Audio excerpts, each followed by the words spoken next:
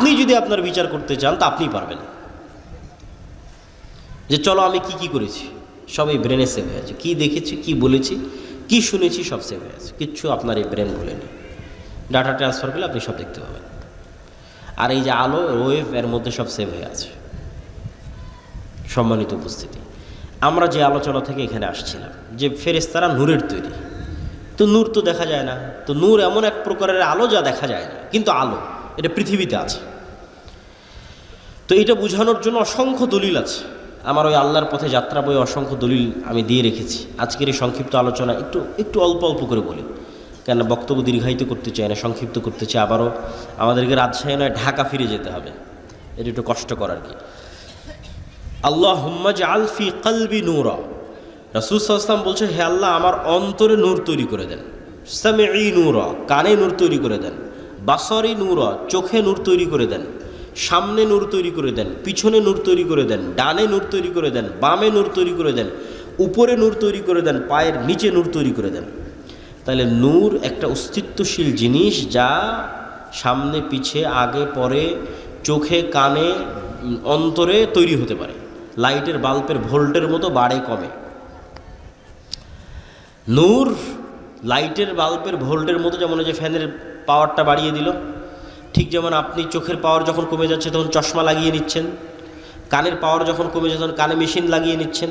তো আপনার কানের পাওয়ারের কম বেশির অস্তিত্বটা যেমন সত্য, চোখের পাওয়ারের কম বেশির অস্তিত্ব যেমন সত্য, এই চোখে নূর তৈরি হয়, কানে নূর তৈরি হয়, অন্তরে নূর তৈরি হয়, এটা তেমন সত্য। রাসূলুল্লাহ সাল্লাল্লাহু আলাইহি ওয়াসাল্লাম বলছেন, আমাদের চোখে আমরা যে পৃথিবী দেখি, এই পৃথিবী আর যে গায়েব আমরা দেখতে পাই না আল্লাহর অস্তিত্ব, এই দুইটার মধ্যে পর্দা হচ্ছে নূর। আল্লাহর চেহারা, আল্লাহর অস্তিত্ব আমরা যে দেখতে পাই না, এই দুইটার মধ্যে পর্দা হচ্ছে নূর। লাউ কাশাফাহু, যদি এই নূর সরিয়ে দেওয়া হতো, পৃথিবীতে যে নূর আছে, আসমান এবং জমিনে যে নূর আছে, নূর যদি সরিয়ে দেওয়া হতো, আল্লাহর চেহারার তাজাল্লিতে আসমান এবং জমিন ধ্বংস হয়ে যেত। আল্লাহু নূরুস সামাওয়াতি ওয়াল আরজ, আল্লাহ হচ্ছেন আসমান এবং জমিনের নূর। সম্মানিত উপস্থিতি, তাহলে নূরের তৈরি ফেরেশতা। নূর এমন এক প্রকারের আলো যা চোখে দেখা যায় না। দুই নাম্বার, যা মেশিনেও ধরা যায় না।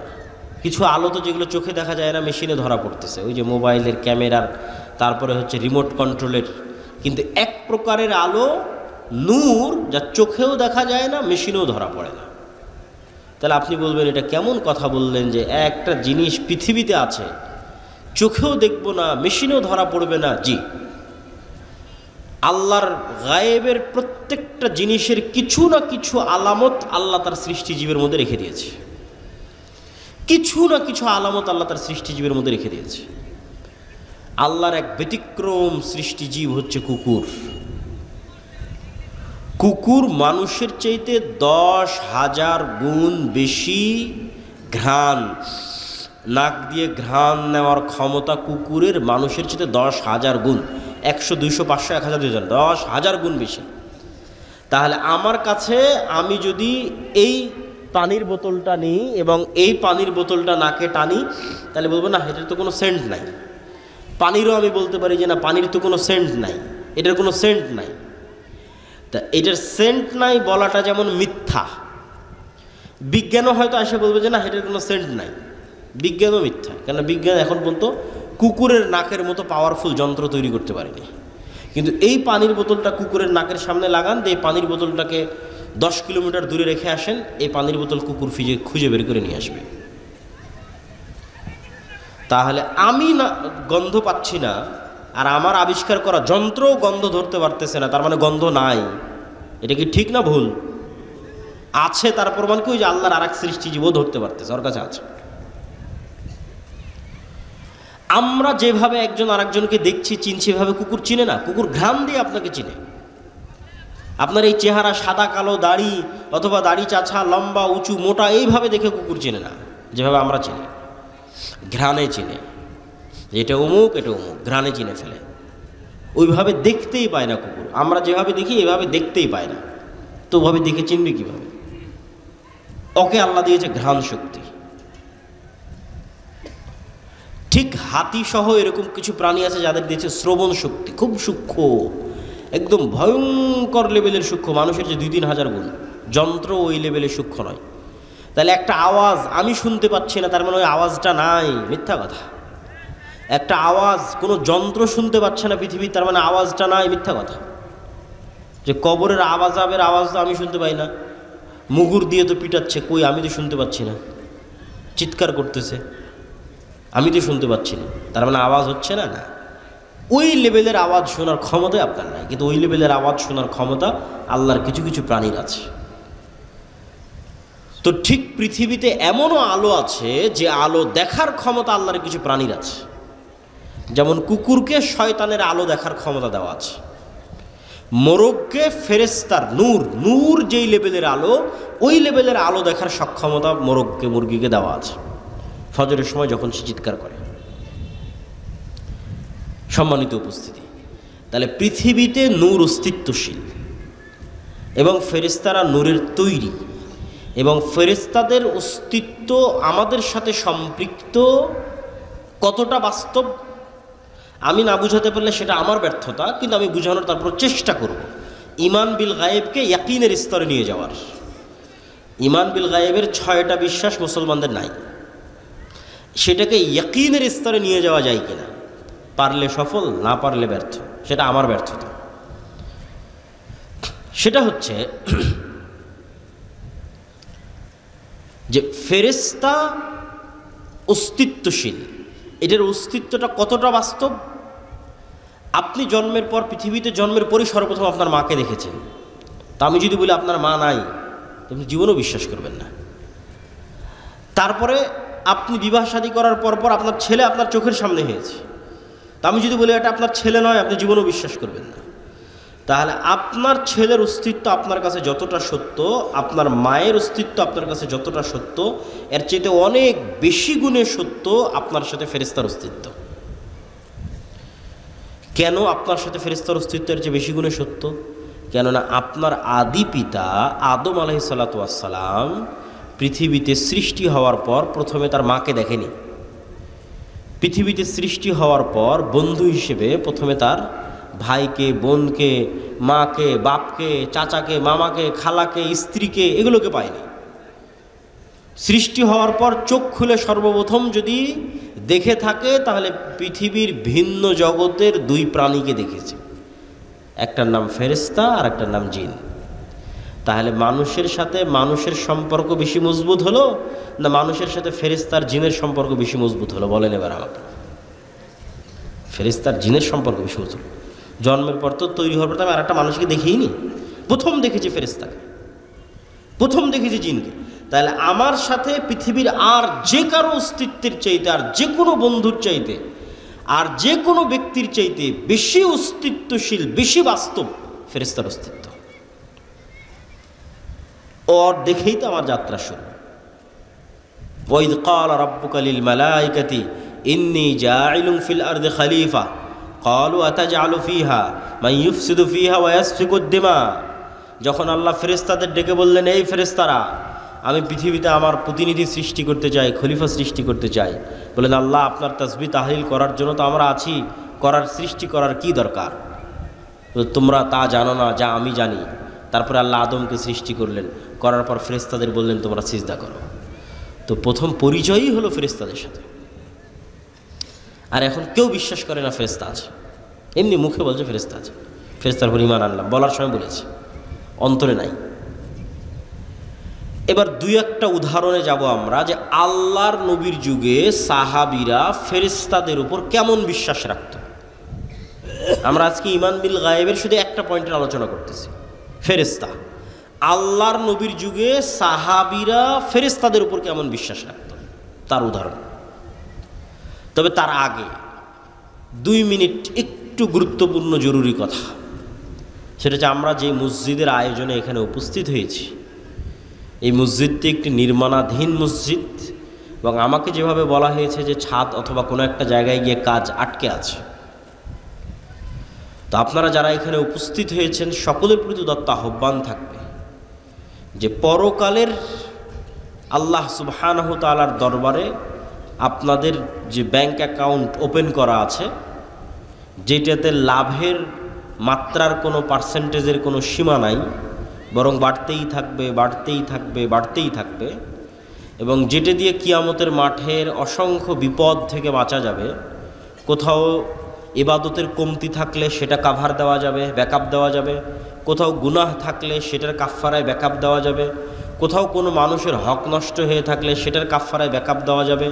কিয়ামতের মাঠে যেহেতু কোনো মুদ্রা টাকা পয়সা থাকবে না, সেহেতু আগে থেকেই টাকা পয়সা পাঠিয়ে রাখা ভালো। তো আগে থেকে টাকা পয়সা পাঠানো থাকলে এবং আল্লাহ সেগুলোকে বাড়াতে থাকলে কিয়ামতের মাঠে বিপদের সময় এই পাঠানো টাকাগুলো কাজে লাগবে। ঠিক দুনিয়াতে যেমন জমানো টাকা বিপদের সময় কাজে লাগে, কিয়ামতের মাঠে জমানো টাকা বিপদের সময় কাজে লাগবে। তো কেউ যদি স্বেচ্ছাসেবকেরা থাকে, যদি যায়, আপনারা সহযোগিতা করবেন। আমরা আমাদের বক্তব্য সামনে আগাই। মুহাম্মদ সাল্লাল্লাহু আলাইহি ওয়াসাল্লামের যুগে সাহাবীদের বিশ্বাস ফেরেশতার উপরে।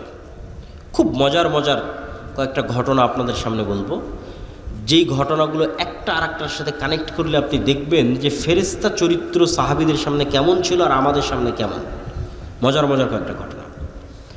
সাদ বিন মুআজ নামে এক বিখ্যাত সাহাবী, আউস এবং খাজরাজ গোত্রের নেতা, আনসারী সাহাবী, খন্দকের যুদ্ধে শহীদ হয়েছেন। রাসূল সাল্লাল্লাহু আলাইহি ওয়াসাল্লাম বলছে, সাদ বিন মুআজের জানাজায় ৭০,০০০ ফেরেশতা অংশগ্রহণ করেছে। জাবের রাদিয়াল্লাহু তাআলা আনহু উহুদের যুদ্ধে শহীদ হয়েছেন। জাবের রাদিয়াল্লাহু তাআলার পিতা। তো জাবের রাদিয়াল্লাহু তাআলা আনহু যখন তার পিতার মৃত্যুতে কাঁদছেন, তখন রাসূল সাল্লাল্লাহু আলাইহি ওয়াসাল্লাম বলছেন, জাবের তুমি কাঁদছো? তোমার পিতার লাশ এই মুহূর্তে ফেরেশতারা ঘিরে রেখেছে, ছায়া দিয়ে রেখেছে, তুমি কাঁদিও না। হানজালা রাদিয়াল্লাহু তাআলা আনহু শহীদ হয়েছেন। তো হানজালা রাদিয়াল্লাহু তাআলা আনহু বাসর ঘর থেকে বের হয়ে গিয়ে যুদ্ধে অংশগ্রহণ করেছিলেন। তো সাহাবীরা তাকে ফরজ গোসল দেওয়ার জন্য গোসল দিবেন। রাসূল সাল্লাল্লাহু আলাইহি ওয়াসাল্লাম বলছে, হানজালাকে গোসল দেওয়ার দরকার নেই, এই জন্য যে অলরেডি ফেরেশতারা তাকে গোসল দিয়ে ফেলেছে, ইতিমধ্যেই ফেরেশতারা তাকে গোসল দিয়ে ফেলেছে। এগুলো সব রাসূল সাল্লাল্লাহু আলাইহি ওয়াসাল্লামের জীবদ্দশায় সাহাবীদের উপস্থিতিতে পরস্পরের কথায় কিভাবে ফেরেশতাদের কথাটা আসতেছে সেটার কিছু উদাহরণ। আব্দুর রহমান বিন আউফ রাদিয়াল্লাহু তাআলা আনহু বলছে যে আমি যুদ্ধ করছি, তো আমার দুই পাশে দুইজন সাদা পোশাকধারী ব্যক্তি খুব ভয়ঙ্করভাবে যুদ্ধ করতেছে। আমি এদের কোনোদিন মদিনাতে আগেও কোনোদিন দেখিনি, পরেও কোনোদিন দেখিনি। তো রাসূল সাল্লাল্লাহু আলাইহি ওয়াসাল্লামকে এই ঘটনা জানালে রাসূল সাল্লাল্লাহু আলাইহি ওয়াসাল্লাম বললেন, এরা ছিল জিবরাইল এবং মিকাইল, যুদ্ধ করার জন্য এসেছে। এক সাহাবী এক মুশরিককে আঘাত করার জন্য যুদ্ধের মাঠে তাকে তাড়া করতেছেন। আমি সংক্ষেপে বলে যাচ্ছি, শুধু বাংলা সংক্ষেপে বলতেছি। তাড়া করতেছেন, তো অদৃশ্য থেকে আওয়াজ আসলো, আকদিম ইয়া হাইজুম। আওয়াজ আসার পর এবার সাহাবী যখন তাকে হামলা করতে যাবে, তো দেখে ওই ব্যক্তি আগেই উল্টে পড়ে আছে এবং তার ক্ষত স্থান থেকে রক্ত বের হচ্ছে, আহত স্থান থেকে। সাহাবী এই ঘটনা রাসূল সাল্লাল্লাহু আলাইহি ওয়াসাল্লামকে বললে আল্লাহর নবী বললেন, এটা তৃতীয় আসমান থেকে আসা ফেরেশতার আক্রমণ ছিল। এই ফেরেশতা তৃতীয় আসমান থেকে এসেছিল, তৃতীয় আসমান থেকে আসা ফেরেশতার আক্রমণ। খন্দকের যুদ্ধ থেকে রাসূল সাল্লাল্লাহু আলাইহি ওয়াসাল্লাম যখন খন্দকের যুদ্ধে বিশাল ঝড় হয়ে মক্কার কাফের মুশরিকরা সব পালিয়ে গেছে, 10,000 সেনাবাহিনী 1 মাস যাবৎ মদিনা ঘেরাও করে রেখেছিল। তা আল্লাহর নবী মনে করেছে যুদ্ধ শেষ, তারা তো চলে গেছে। উনি বাড়িতে এসে অস্ত্র রেখে 1 মাসে প্রচুর টেনশন গেছে, তার উপরে প্রচুর পরিশ্রম গেছে, খাদ্যের সংকট, যোগাযোগ বিচ্ছিন্ন, কষ্ট, পেটে পাথর বেঁধে রাখার যে ঘটনাগুলো সেগুলো এখনকার। তো রাসূল সাল্লাল্লাহু আলাইহি ওয়াসাল্লাম অস্ত্র রেখে গোসল করতে গেছে। অস্ত্র বলতে তরবারি, তীর, ধনুক। তো আয়েশা রাদিয়াল্লাহু তাআলা আনহা বলছেন, জিবরাইল এসে রাসূল সাল্লাল্লাহু আলাইহি ওয়াসাল্লামকে বলছে যে আপনি অস্ত্র রেখে দিয়েছেন, আমরা তো রাখিনি, তো তোমরা কেন রাখনি?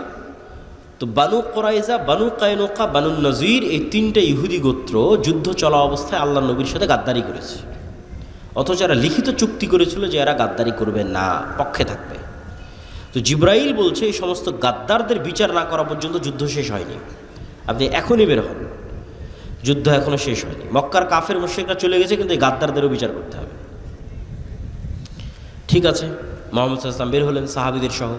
এবার আনাস রাদিয়াল্লাহু তাআলা আনহু থেকে বর্ণিত, তিনি বলেন যে আমরা যখন বানু কুরাইজা, বানু কায়নুকা, বানু নজির গোত্রের দিকে আমাদের অভিযান পরিচালনা করার জন্য রওনা দিচ্ছি, তখন আমাদের আগে আগে আমরা উড়ন্ত ধুলা দেখতে পাচ্ছি, যে উড়ন্ত ধুলা জিব্রাইলের অশ্বারোহী বাহিনীর উড়ন্ত ধুলা। আল্লাহু আকবার। সহিহ হাদিস যে আনাস রাদিয়াল্লাহু তাআলা আনহু বলছেন, আমরা আমাদের আগে উড়ন্ত ধুলা দেখছি, যে উড়ন্ত ধুলা জিব্রাইলের অশ্বারোহী বাহিনীর উড়ন্ত ধুলা। একদিন রাসূলুল্লাহ সাল্লাল্লাহু আলাইহি ওয়াসাল্লাম বসে আছেন, একজন অপরিচিত ব্যক্তি হঠাৎ করে, আমি কিন্তু স্বেচ্ছাসেবক ভাইদের আহ্বান জানাবো যে আপনাদের যদি দানের কোনো পরিকল্পনা থাকে সেটা কিন্তু এখনই করে ফেলতে হবে, আমার বলার কথা কিন্তু হয়ে গেছে। তো একদিন রাসূলুল্লাহ সাল্লাল্লাহু আলাইহি ওয়াসাল্লাম বসে আছেন, একজন অপরিচিত ব্যক্তি মসজিদের মধ্যে প্রবেশ করেছে। ওমর রাদিয়াল্লাহু তাআলা আনহু বলছেন যে আমরা তাকে মদিনায় আগেও কোনো দিন দেখিনি, পরেও কোনো দিন দেখিনি, আর তার শরীরে সফরের কোনো আলামত নাই। আর এটা বিমানের সফর নয়, মরুভূমির সফর। আমি বিমানে ঢাকা থেকে এসে এখন আপনার এখানে পৌঁছেছি, তারপরেও একটু ঘামের আলামত আছে, একটু খাবার খেয়েছি বা কোথাও চলেছি তার একটু ময়লা লাগার আলামত আছে, সফরে যে আছি তার আলামত আছে বিমানে সফর করার পর। আর ওই যুগের সফর মরুভূমির সফর, ঘোড়ায় হবে, উটে হবে। তো এসে আল্লাহ নবীকে জিজ্ঞেস করছে ঈমান কাকে বলে, ইসলাম কাকে বলে, ইহসান কাকে বলে, কিয়ামত কখন হবে, সব উত্তর দেওয়ার পর আল্লাহর নবী বলছে, জানো এটা কে ছিল? তো বলে না। তো বলে এটা জিব্রাইল ছিল, তোমাদেরকে দিন শিখানোর জন্য এসেছিল। রাসূল সাল্লাল্লাহু আলাইহি ওয়াসাল্লাম বলতেছে আজকে আমার বাড়িতে জিব্রাইল আসেনি। কেন আসেনি? তাহলে একটা ছবি থাকার কারণে। রাসূল সাল্লাল্লাহু আলাইহি ওয়াসাল্লাম বলতেছে যে আমাকে জিব্রাইল বারবার মিসওয়াক করতে বলে, কেন না আমার মুখের গন্ধে জিব্রাইলের কষ্ট হয়। রাসূল সাল্লাল্লাহু আলাইহি ওয়াসাল্লাম বলতেছে তোমরা মসজিদে পেঁয়াজ এবং রসুন খেয়ে যেও না, কেননা পেঁয়াজ এবং রসুনের গন্ধে ফেরেশতাদের কষ্ট হয়। আপনি এগুলো সবগুলোকে যদি একদিনের চিত্র কল্পনা করেন, যে একদিনের চিত্র মনে করেন একদিনে এগুলো ঘটতেছে, তাহলে এবার বলেন যে খালিদ ইবনুল ওয়ালিদ, আমর ইবনুল আস এরা যখন যুদ্ধ করতে গেছে রোমান এবং পারস্যদের বিরুদ্ধে, যখন রোমান পারস্যের ক্ষমতা এদের চেয়ে বেশি, তো এরা দুনিয়াবি শক্তি দিয়ে বিজয় অর্জন করবে এই আশায় যুদ্ধ করতে গেছে, না আল্লাহ সাহায্য করবে এই আশায় যুদ্ধ করতে গেছে? আল্লাহ সাহায্য করবে। ধরো চোখের সামনে দেখেছে ফেরেশতা যুদ্ধ করতেছে, স্বচক্ষে দেখেছে।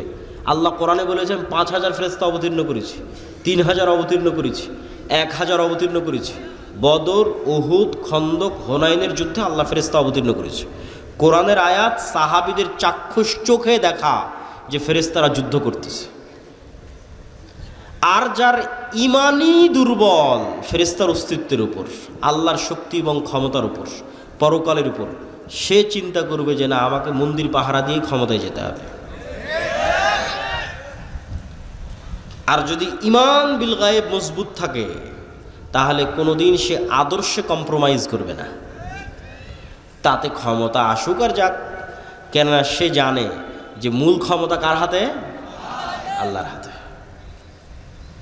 এবং ফেরেশতার ওপর যদি ঈমান মজবুত থাকে, আল্লাহর ওপর যদি ঈমান মজবুত থাকে, এগুলো তখন সে বুঝবে। দেখেন রাসূল সাল্লাল্লাহু আলাইহি ওয়াসাল্লাম কি বলছে, যে দাজ্জাল 40 দিন পৃথিবীতে থাকবে। পৃথিবীর এমন কোনো শহর নাই, বন্দর নাই, নগর নাই যেখানে দাজ্জাল প্রবেশ করবে না। কিন্তু মক্কা এবং মদিনায় দাজ্জাল প্রবেশ করতে পারবে না। তো মক্কা এবং মদিনায় দাজ্জাল প্রবেশ করার চেষ্টা করবে না? করবে। রাসূল বলছে প্রত্যেক যতবার দাজ্জাল মক্কা মদিনায় প্রবেশ করার চেষ্টা করবে, ততবার মক্কা মদিনার রাস্তায় উন্মুক্ত তরবারি হাতে ফেরেশতারা তাকে প্রতিরোধ করবে। আল্লাহু আকবার। আল্লাহর নবী বলেনি যে মানুষ প্রতিরোধ করবে, ফেরেশতা প্রতিরোধ করবে উন্মুক্ত তরবারি হাতে। যে ফেরেশতার অস্তিত্বের প্রতি ঈমানই নাই, তো কেমনে আল্লাহর সাহায্যের আশা করবে যে না আল্লাহর সাহায্যে ফেরেশতা আসতে পারে? ঈমানই তো নাই, কেমনে আশা করবে? তখন চিন্তা করবে যে না আমাকে কম্প্রোমাইজ করতে হবে, আমি তো এটা না করলে ভোট পাবো না, ওইটা না করলে তো মানুষ সায় দিবে না, অতএব এটাই ছাড়, ওইটাই ছাড়। দিন শেষে ইসলামীবাদ, ইসলামী আর নাই। তো ঈমান বিল গায়েব, এর উপর ঈমান মজবুত হতে হবে। ঈমান বিল গায়েবের একটা বড় অংশ হচ্ছে পরকাল। পরকাল মানে মৃত্যুর পর পুনরুজ্জীবন। তো মৃত্যুর পর পুনরুজ্জীবনের আলোচনায় যাওয়ার আগে ফেরেশতার আলোচনায় আর দুটো কথা। ফেরেশতার অস্তিত্ব যে আছে আপনি কেমনে বুঝবেন? ঠিক আছে ভাই, মানলাম, বিশ্বাস করলাম আপনার কথা আব্দুল্লাহ ভাই, যে নূর চোখে দেখি না, তাও নূর আছে পৃথিবীতে, আমার সাথে ফেরেশতা আছে, আমাদের এখানে সবার সাথে ফেরেশতা আছে, বিশ্বাস করলাম। কিন্তু তাও বাস্তব ইন প্র্যাকটিক্যাল লাইফ লিয়াতমাইন্না কলবি, অন্তরের প্রশান্তির জন্য বিশ্বাস বাস্তবে পরীক্ষা করে দেখতে চাই ফেরেশতা আছে কিনা। তো বাস্তবে ফেরেশতার অস্তিত্ব বোঝার একটা পরীক্ষা দিয়ে যায়, যাতে আপনি বুঝতে পারেন যে হ্যাঁ ফেরেশতা আছে। তো আমাদের যখন এসএসসি এবং এইচএসসি পরীক্ষা থাকতো, সকাল 8টা 10টার মধ্যে পরীক্ষার হলে ঢুকতে হবে, ওইটার যে একটা টেনশন বা একটা তাড়া কাজ করতো, ঠিক যদি কারো ফ্লাইট থাকে, প্লেন থাকে, বিমান থাকে, ট্রেন থাকে, তাহলে ওইটা ধরার জন্য যে ব্রেনে তাড়া কাজ করে, নিয়তের মজবুতি কাজ করে, আপনি একদিন ওই রকম নিয়ত করবেন যে আজকে ফজরে উঠব। বেশি দিন করতে বলিনি, একদিন, আজকে রাতে করতে পারেন। কীরকম নিয়ত? ঠিক বিমানে ফ্লাইটের টিকিট থাকলে যেরকম নিয়ত করেন, পরীক্ষা থাকলে যেরকম নিয়ত করেন, ট্রেনের টিকিট থাকলে যেরকম নিয়ত করেন, ওই রকম নিয়ত যেন আজকে ফজরের 5টার সময় আজান দেবে, ফজরের সালাতে 5টার সময় উঠতেই হবে, নিয়ত শক্ত করবেন। এমনি ওই মনে করলাম যে ফজর উঠবো, চলো ফোনে অ্যালার্ম দিই, ওটার কথা বলিনি। ফোনে তো অ্যালার্ম দেওয়া লাগবে না, কেননা পৃথিবীতে কারা আছে? কারা আছে? ফেরেশতা আছে, তো ফোনে কেন অ্যালার্ম দেবেন? মানুষকে কেন বলবেন যে আব্দুর রহমান জিহাদি সাহেব আমাকে ফজরে ডেকে দিয়েন? কেন ফজরে তুলে দেওয়ার জন্য কে আছে? ফেরেশতা আছে। ফেরেশতা তো পৃথিবীতে আছে।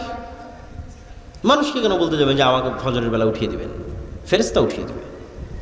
এটা আপনি বাস্তবে প্র্যাকটিক্যাল পরীক্ষা করবেন যে ফেরেশতা আপনাকে উঠিয়ে দিচ্ছে কিনা, আপনি উঠতে পারছেন কিনা। কোনো মানুষকেও বলার দরকার নাই যে আমাকে ফজরে উঠাতে হবে, কোনো মোবাইলে অ্যালার্মের দরকার নাই যে আমাকে ফজরে উঠাতে হবে। তারপরে আপনি শক্ত নিয়তে ঘুমিয়ে যান এবং ঠিক রাসূল সাল্লাল্লাহু আলাইহি ওয়াসাল্লামের সুন্নাত অনুযায়ী ঘুমিয়ে যান। তো রাসূল সাল্লাল্লাহু আলাইহি ওয়াসাল্লাম কী বলছে? যে আপনার মাথার কাছে একজন ফেরেশতা পাহারাদার অবস্থায় থাকবে ফজর পর্যন্ত। তাহলে এখন আপনাকে ফজরে উঠিয়ে দেওয়ার দায়িত্ব ফেরেশতার। আল্লাহ সুবহানাহু ওয়া তাআলা এভাবেই পৃথিবী সেট করে রেখেছে।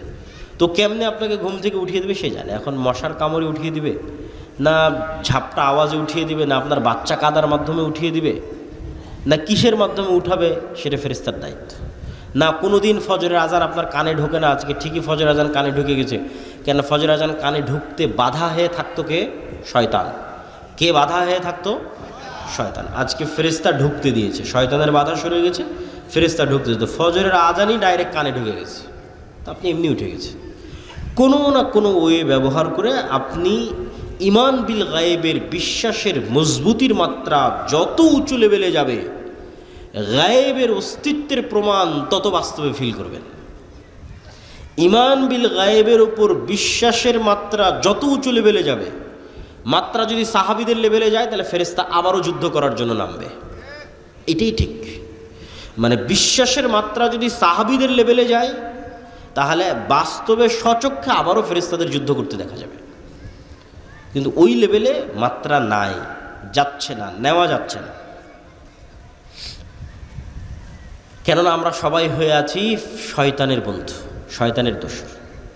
কেমনে আপনার কাছে ফেরেশতা আসবে আপনি বলেন? যেখানে রাসূল সাল্লাল্লাহু আলাইহি ওয়াসাল্লাম বলছে যে পেঁয়াজ এবং রসুনের গন্ধে ফেরেশতারা কষ্ট পায়, আর আল্লাহ নবী তো পেঁয়াজ রসুন খেতই না, ফেরেশতা কষ্ট পাবে। তো এমনি এতবার মিসওয়াক করতে যাতে জিবরাইল কষ্ট না পায়, আর আপনি সারাদিন বিড়ি আর সিগারেট নিয়ে বসে আছেন, তাহলে আপনার কাছে ফেরেশতা যাবে? আপনার কাছে ফেরেশতা যাবে না। আপনার সাথে কে আছে সব সময় বলেন তো? শয়তান আছে।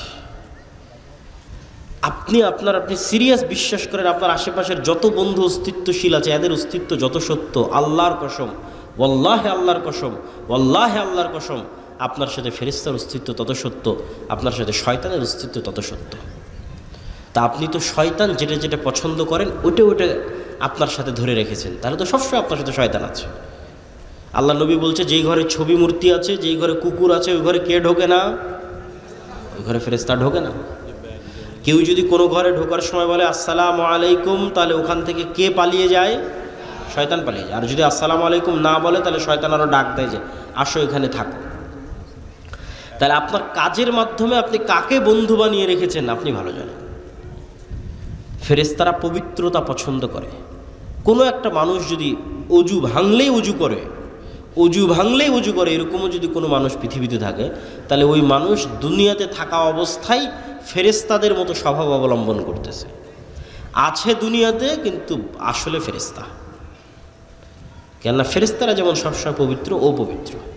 আর একজন পেশাব থেকে যত্ন নেয় না, কোথায় দাঁড়িয়ে পেশাব করছে, কোথায় পেশাব নিয়ে পানি নিচ্ছে না, তাহলে ওর সাথে সবসময় কে আছে? শয়তান। তাহলে ও কীভাবে হেদায়েত প্রাপ্ত হবে? আর ওর আন্দোলন মিছিলে আর কীভাবে আল্লাহর সাহায্য নেমে আসবে, আর ওর ভোটে কীভাবে আর ইসলাম বিজয় হবে। গায়েবের মদত ছাড়া, কেন এটা আল্লাহর দিন, গায়েবের মদত অদৃশ্যের সাহায্য ছাড়া ইসলামের বিজয় সম্ভব নয়। দুনিয়ার লজিকে মুসা আলাইহিস সালাম কোনোদিন ফিরআউনের উপর বিজয় লাভ করবে না, সম্ভব নয়। গাজার মানুষের চেয়ে দুর্বল ছিল মুসা আলাইহিস সালাম, দুনিয়ার লজিকে বিজয় সম্ভব নয়। কিন্তু মুসার বিজয় সম্ভব হয়েছে আল্লাহর শক্তিতে, আল্লাহর ক্ষমতায়। পৃথিবীর সব নবী রাসূল যুগে যুগে যা হয়েছে সব আল্লাহর সাহায্য, আল্লাহর শক্তি, আল্লাহর ক্ষমতা, আল্লাহ তার ফেরেশতাদের সাহায্য করেছে। আর তাদের ইমানের মাত্রা ওই লেভেলে ছিল।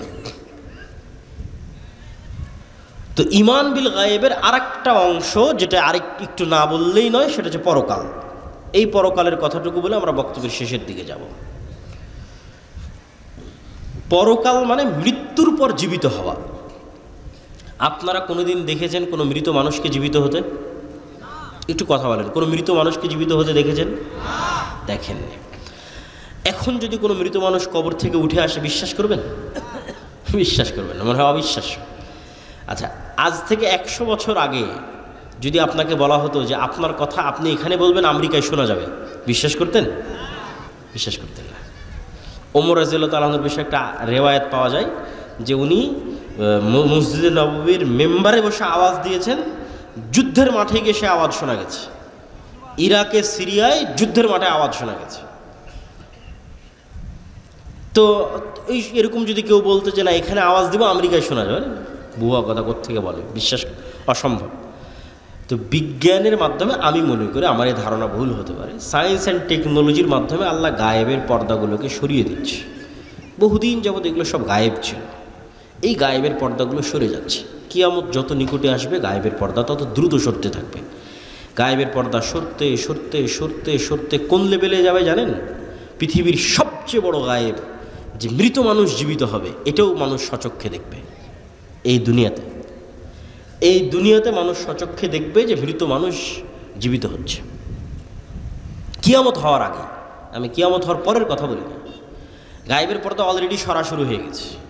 তো এই গায়েবের পর্দা সরতে সরতে সরতে সরতে সরতে সরতে সরতে সরতে ওই জায়গায় গিয়ে ঠেকবে যে মানুষ দেখবে মৃত মানুষ জীবিত হচ্ছে।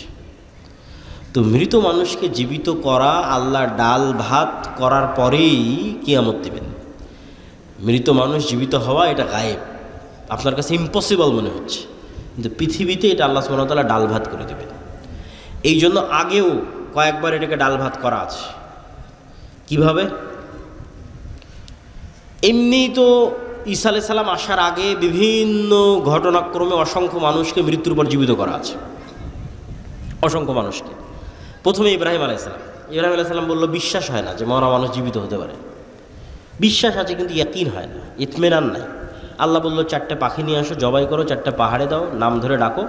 জবাই করলো, 4টে পাহাড়ে দিল, নাম ঠিকই তো, মরা পাখি জীবিত হয়ে গেল। বিশ্বাস করলো। এক নবী এক গ্রামের পাশ দিয়ে যাচ্ছে, পুরো গ্রাম বিরান গোরস্থান হয়ে গেছে, সব মানুষ মরে শেষ, সাফ। নবী বলছে যে এই মরা বিরান গ্রামকে আল্লাহ কীভাবে জীবিত করবে, মনে মনে বলছে। তো আল্লাহ ওই নবীকে ইনস্ট্যান্ট মৃত্যু দিয়েছে 100 বছর। 100 বছর পর নবীকে জীবিত করেছেন। নবীকে জিজ্ঞেস করতে, তুমি বলো কতদিন মৃত অবস্থায় ছিলাম? মুসা আলাইহিস সালাতু ওয়াস সালামকে বানু ইসরাঈল বলল, লান নারাল্লাহ হাত্তা লান নু'মিনা বিকা হাত্তা নারাল্লাহ জাহরাতান, আমরা ততক্ষণ পর্যন্ত ঈমান আনয়ন করব না আল্লাহকে যতক্ষণ না দেখব। মুসা আলাইহিস সালাম 70 জনকে নিয়ে তুর পাহাড়ে গেল। আল্লাহর তাজাল্লিতে সবগুলো স্পট ডেড, ইনস্ট্যান্ট মরে গেছে। মুসা আলাইহিস সালাম আল্লাহর কাছে দোয়া করলো, সুম্মা বা'আসনাকুম মিন বা'দি মাউতিকুম, তোমাদের মৃত্যুর পর তোমাদের পুনরায় জীবিত করে দিলাম। তারপর আসহাবে কাহফের ঘটনা, 309 বছর প্রায় মৃত, কিন্তু মানুষ দেখলে মনে করবে জীবিত। আর এবার ঈসা আলাইহিস সালাম, মৃতকে জীবিত করা ডাল ভাত। ঈসা আলাইহিস সালাম মৃতকে জীবিত করা, ঠিক আপনি বাড়িতে যেমন ডাল আর ভাত রান্না করেছেন এরকম। ঈসা আলাইহিস সালাম যে কোনো একটা মাটি নিবে, আল্লাহ কোরআনে বলেছে, কোরআন আছে, যে কোনো একটা মাটি নিবে, মাটি নিয়ে বিসমিল্লাহ, মাটিতে ফু দিবে, জীবন্ত পাখি হয়ে আকাশে উড়ে যাবে। বলেন আল্লাহু আকবার। রাত দিন উনি মানুষকে করে দেখিয়েছে। কবরের পাশে যাবে মৃত মানুষ, বিইজনিল্লাহ, আল্লাহর আদেশে জীবিত হয়ে যাও, মানুষ জীবিত হয়ে যাবে। অন্ধ মানুষ, বিসমিল্লাহ বিইজনিল্লাহ, আল্লাহর আদেশে চক্ষুষ্মান হয়ে যাবে, চক্ষুষ্মান হয়ে যাবে। তাহলে ঈসা আলাইহিস সালামের হাতে মৃতকে জীবিত করা ছিল এক প্রকার আপনার বাড়িতে যেমন আপনি ডাল এবং ভাত রান্না করেন, এটা যেমন ইজি ঠিক তেমন ইজি। এবার গায়েবের পর্দা খুলতে খুলতে খুলতে খুলতে কিয়ামতের পূর্ব মুহূর্তে আসবে দাজ্জাল। দাজ্জালকে আল্লাহ এই ক্ষমতা দিয়ে দেবে। দাজ্জাল মানুষকে বলবে যে আমাকে আল্লাহ হিসেবে বিশ্বাস হয় না, তো তোমার দাদা কতদিন আগে মারা গেছে? তো বলে আমার দাদা আছে 10-15 বছর আগে মারা গেছে। তোমার বাপ? আমার বাপ 5 বছর আগে মারা গেছে। ঠিক আছে, তোমার বাপ আর তোমার দাদাকে আমি নিয়ে আসতেছি কবর থেকে উঠিয়ে। এবং বাস্তব সত্য কবর থেকে জীবিত উঠে তার বাপ এবং দাদা তার সামনে এসে হাজির হয়ে যাবে। তো আজ থেকে 100 বছর আগে ঠিক আপনার কাছে যেমন কোনো মানুষের 100 বছর আগে মারা যাওয়া কোনো মানুষকে যদি বলেন আমার এখন কথা ডাইরেক্ট আমেরিকায় শোনা যাচ্ছে, তো ইম্পসিবল। তো ঠিক আজ থেকে জানি না, হয়তো কাল পরশুর মধ্যে হতে পারে, কেন কিয়ামতের ঘটনার কোনো সময়সীমা কেউ জানে না, 500 বছরের মধ্যে হতে পারে। মানুষ দেখবে যে তার বাপ দাদা, তার আত্মীয় স্বজন, মৃত আত্মীয় স্বজন কবর থেকে জীবিত অবস্থায় উঠে আসতেছে। তো কিয়ামত ঘটার আগেই মৃত ব্যক্তিকে জীবিত করাকে ডাল ভাত বানিয়ে দেওয়া হবে মানুষের হাত দিয়ে। তাহলে আল্লাহ পারবে না মানুষকে জীবিত করতে? কি বলে? আরে একবার ঈসা আলাইহিস সালাম মৃতকে জীবিত করেছে, আর একবার দাজ্জাল মৃতকে জীবিত করবে। মানুষ মৃত মানুষকে জীবিত করবে, আর আল্লাহ পারবেন না মৃতকে জীবিত করতে? এই জন্য বলছি যে এগুলো গায়েবের পর্দা উন্মোচন হয়ে যাচ্ছে। আপনার কথায় আমার কথা এখন আমেরিকায় শোনা যাচ্ছে, আর আল্লাহ শুনতে পাচ্ছেন না। আমার কথা অটোমেটিক সব রেকর্ড হয়ে থেকে যাচ্ছে, লাইভ হয়ে থেকে যাচ্ছে, দেখা যাচ্ছে, আর আল্লাহ সুবহানাহু ওয়া তাআলা পারবেন না? আমার ফিঙ্গারপ্রিন্ট দিয়ে মানুষ আমাকে অপরাধী হিসেবে ধরে ফেলতেছে, কারো ফিঙ্গারপ্রিন্টের সাথে মিলে না। আমি এখানে যদি এখন ছাপ দিয়ে চলে যাই, তাহলে এখানে যে আমি ছাপ দিয়েছিলাম এটা এরপরে যদি কেউ ছাপ না দেয়, কালকে এটা ফরেন্সিক রিপোর্ট করলে বের হয়ে যাবে যে ওই আবদুল্লাহর পাসপোর্টও এখানে ছাপ দিয়েছিল। তাহলে হাতের মধ্যে এমন কি আছে, যদি আল্লাহ কিয়ামতের মাঠে যদি বলে যে হ্যাঁ এই হাত কথা বলো, এগুলো সবগুলোর মধ্যে সেভ হয়ে আছে। কোনো কিছু পৃথিবী থেকে হারায় না, কোনো কিছু হারাচ্ছে না। হিসাব আল্লাহ সুবহানাহু ওয়া তাআলার হিসাব নেওয়া এবং পুনরায় পরকাল বাস্তবায়ন করা এত সহজ, এত বাস্তব। সম্মানিত উপস্থিতি,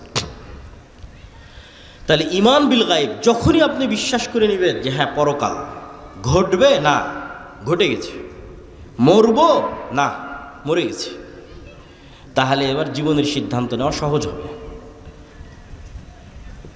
যে কোনো ইসলামী দল যখন মনে করে নেবে যে না আমরা সবাই শহীদ হয়ে গেছি, আমরা সবাই মারা গেছি, কেন এই জীবনের তো কোনো মূল্য না ইসলামের দৃষ্টিতে। আল্লাহ, মৃত্যু মানে আল্লাহর সাথে সাক্ষাৎ। সত্যবাদী নন, মিথ্যুক। কেননা যে রাজনীতি আমাদের দেশে আছে, গণতান্ত্রিক রাজনীতি, এটা মিথ্যা ছাড়া চলা সম্ভব নয়। তো এটা করতে হলে মিথ্যা বলতেই হবে। এভাবেই এর সিস্টেমটা ডেভেলপ করা আছে। সেটা পার্টির মধ্যে হোক, পার্টির বাইরে হোক, অন্য দলের বিরুদ্ধে হোক, অন্য দলের পক্ষে হোক। পার্টির মধ্যেও কেননা একই আসনে 5 জন 10 জন করে মনোনয়ন নেওয়ার জন্য প্রতিযোগিতা করতেছে। তাহলে পার্টির চেয়ারম্যানের কাছে তো সবাইকে মিথ্যা বলতে হবে, নাহলে তো আরেকজনকে মনোনয়ন দিয়ে দিতে পারে। বুঝতে পারেননি? আরেকজনের নামে তো মিথ্যা বলতে হবে যে না ও এটা করে না, ও এটা করে না, ও এটা করে না। এইভাবেই এই রাজনীতিটা ডেভেলপ করা আছে। গণতান্ত্রিক রাজনীতিটা ডেভেলপই করা হয়েছে মুসলমানদের মধ্যে মিথ্যার কালচার অব্যাহত রাখার জন্য। কেননা ব্রিটিশরা 190 বছর মুসলমানদেরকে গোলাম রেখে মিথ্যা বলা শিখিয়েছিল। বাই বর্ন মুসলমানেরা মিথ্যা বলা জানতো না।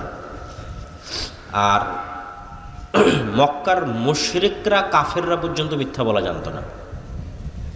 মুসলমান তো বহুদূরের কথা। আবু সুফিয়ান মুহাম্মদ সাল্লাল্লাহু আলাইহি ওয়াসাল্লামের সবচেয়ে বড় শত্রু, সব যুদ্ধে আল্লাহর নবীর বিরুদ্ধে নেতৃত্ব দিয়েছে।